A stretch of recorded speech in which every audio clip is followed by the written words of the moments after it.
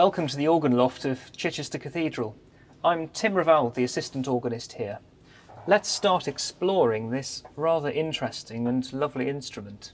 Let's start with the quietest stops, the swell strings.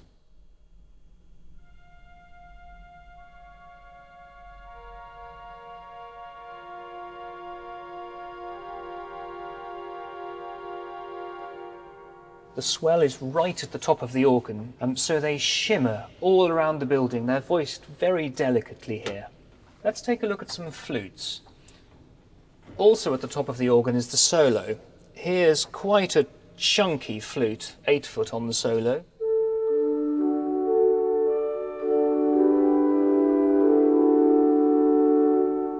A delicate stop diapason on the swell.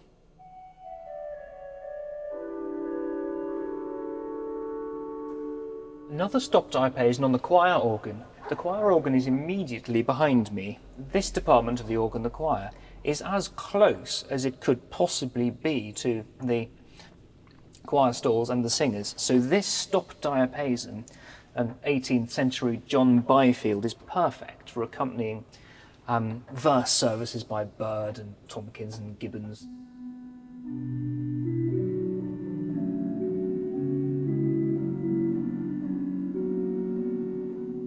We have another stopped diapason, 8-foot on the grate.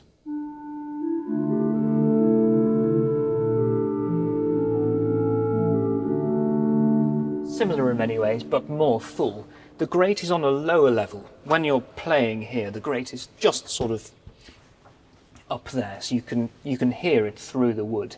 It carries into the building better though. There's a 4-foot flute on each division to go with the 8-foots. So up on the solo, the 8 and the 4,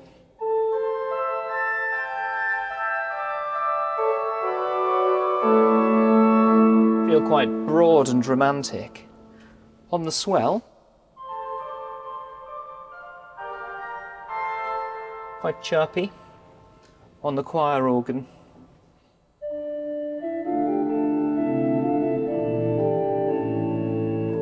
rather refined.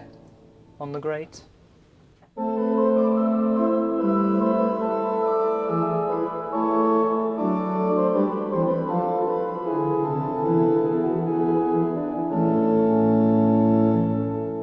and on the grate, if we start adding more, there's a 2-foot flute as well.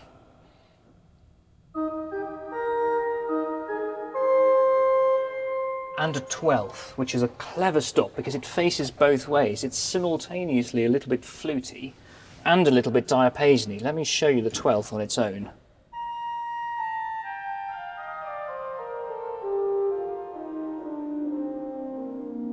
It's sufficiently fluty that you can use it with the tierce and the 3 flutes, the 8, 4 and 2, to create a cornet on the grate.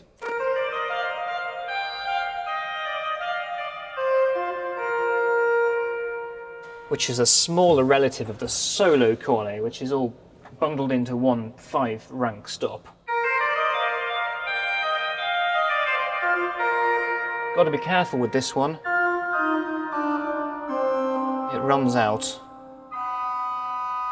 Goes down to 3 ranks on middle B, and I have been caught out more times than I should have been by that. There is a lovely 19th on the choir. So if I draw stopped diapason 8-foot, the 4-foot flute and the 19th on the choir organ, then that's rather lovely, I think.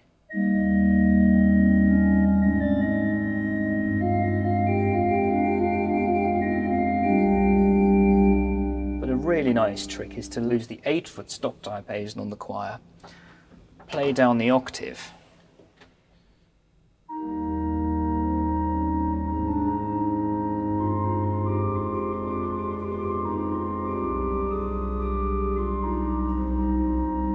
get something really thin, really delicate. It's effectively an 8-foot and a Nazard if you do that.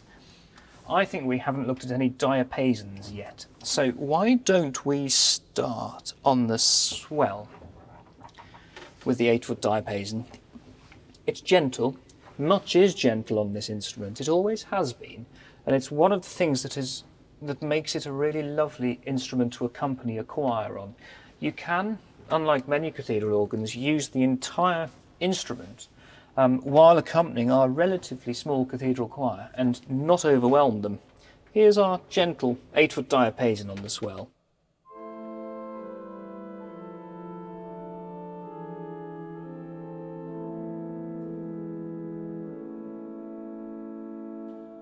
There's an important diapason stop on the grate. Open diapason 2 contains some pipework from the 17th century, really unusual in English cathedral organs to have pipework that old. I use it if I'm going to play slowly and sadly, like the Bach Fantasia in C minor.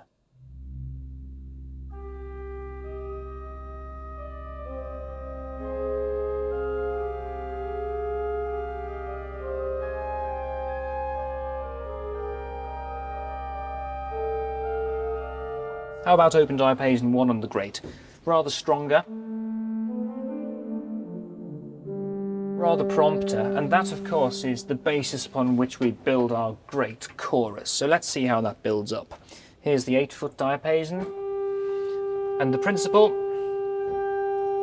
and the 12th that faces both ways, both sort of fluty and diapason-y. The 15th. We'll miss out the full mixture for now and go straight to the sharp. And there is great to mixture.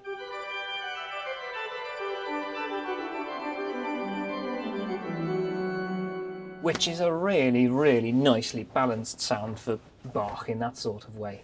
Now, what can we do on the pedal to meet it? Over here we can take, let's say, the 16-foot Borden and perhaps beef it up with the violone as well. Add the 8-foot principal.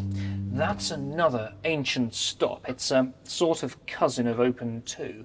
The principal rank contains some Renatus Harris pipes, which date from late 17th century. Again, really rather unusual in this country. So we add that, and the 4-foot principal, and the mixture, and the trombone. And we have today a slightly out of tune pedal chorus, which will meet that great chorus.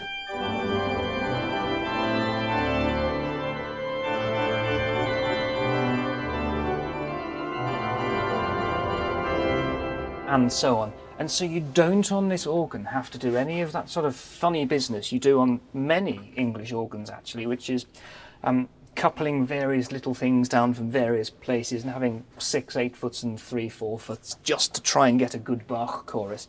Here you can do it with one stop of each pitch, and it's really nice to be able to do so. Now, what happens if we add to the grate the reeds?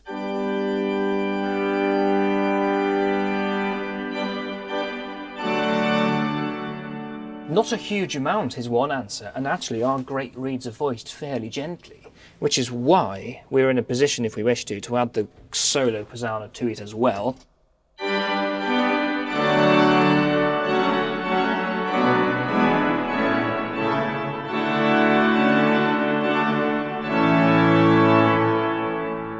Working as part of a chorus rather than sounding like a out-of-place solo reed. I haven't taken you up the Swell Chorus yet, so let's try that. Here is the Swell, open diapason, and the 4-foot, and the 2, and the mixture. Where next? How about some reeds? We should start maybe with some gentle ones. The oboe on the Swell is very beautifully voiced, both for solos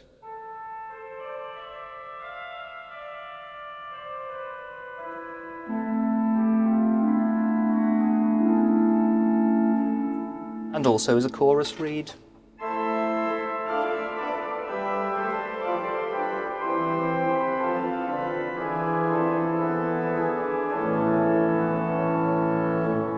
The Cremona on the solo.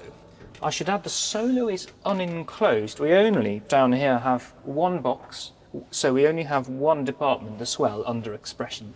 So the Cremona on the solo is rather bold and strong, and you can't tuck it away behind shutters. You have to accept it for what it is.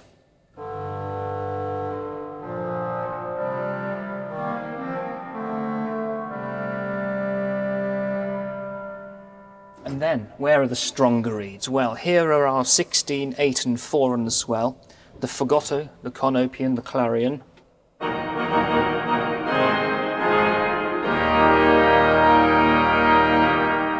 All of them are distinguished solo stops in their own right as well. The cornopian,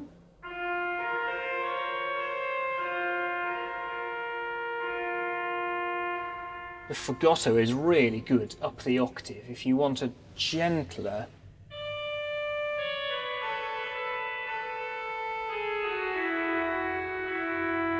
alternative. The clarion down the octave.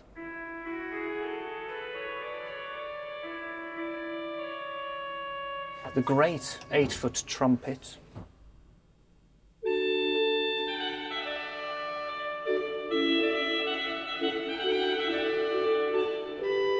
And so on. Then the loudest reed of them all is the solo posauna.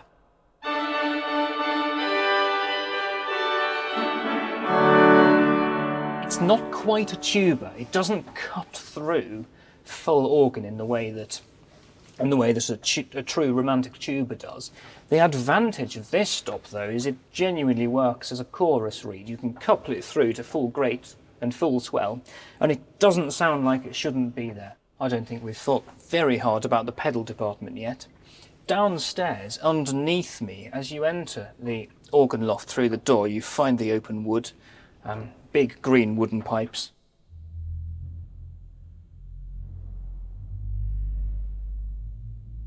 They're the ones that make the woodwork rattle down in the choir stalls. The borden and the violone we have had a brief look at.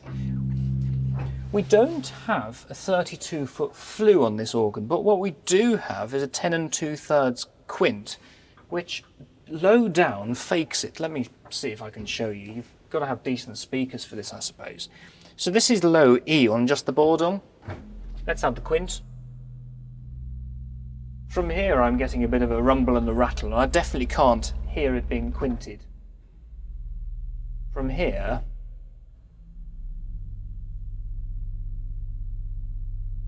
if you're listening with good headphones, then perhaps you can hear that's a fairly decent fake of a 32-foot flue. We have got a real 32-foot reed, the contraffagotto here. Sounding like a pneumatic drill, as all good 32-foots do, on bottom C. We've heard the trombone briefly, but it's nice to hear it on its own.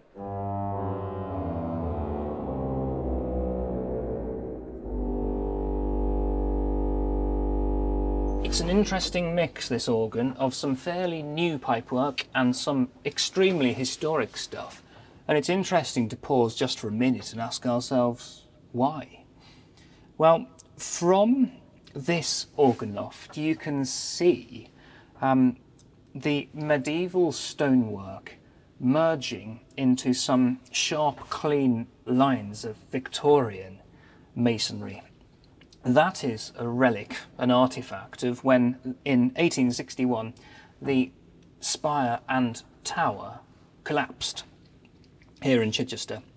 The organ narrowly averted being entirely squashed underneath this rubble.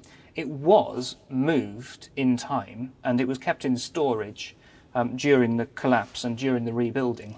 What this meant was that while lots of other cathedrals in this country were having brand new, fancy, large, loud, romantic instruments installed, Chichester was busy rebuilding its tower, rebuilding its spire, and otherwise having no money really left over for buying a smart new organ. And while that might have felt rather disappointing at the time, it has left us with historic pipework that one suspects that the Victorians might have put on the skip if they'd had the chance. So we have a handful of pipes from the late 17th century, which is about as early as you will find organ pipes from in this country. We have, as I said, a stop diapason on the choir from the 18th century. We have a lot of hill pipe work from the 19th century, and we have some mander pipe work as well from 1986, which was the last big rebuild. One of the things that rebuild did was installed as a nave organ. Its main function, and it's just here, is accompanying hymns when there's a large congregation in the nave. So if I switch that on, it doesn't have its own manual up here, but you can add nave to great. Let's just see what the nave organ sounds like. Here's the chorus. There's the 16-foot pedal, open diapason, principal, 2-foot, mixture.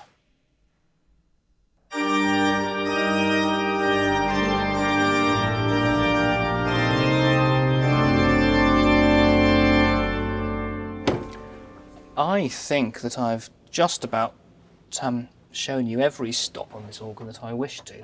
So perhaps I'll finish by starting from the quietest sounds and ending on the loudest ones, via something in the middle.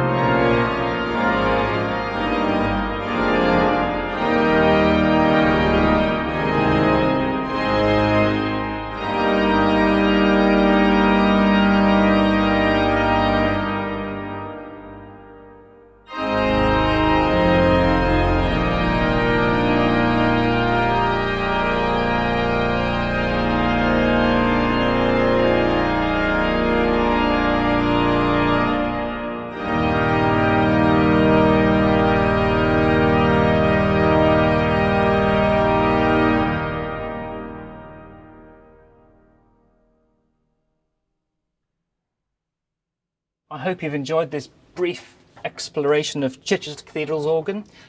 Thank you very much for watching. Thank you very much to Beauty and Sound for coming to visit us here in Chichester. We've really enjoyed having you and Richard with us. And if any of you find yourself in Chichester and at a loose end, come and say hello.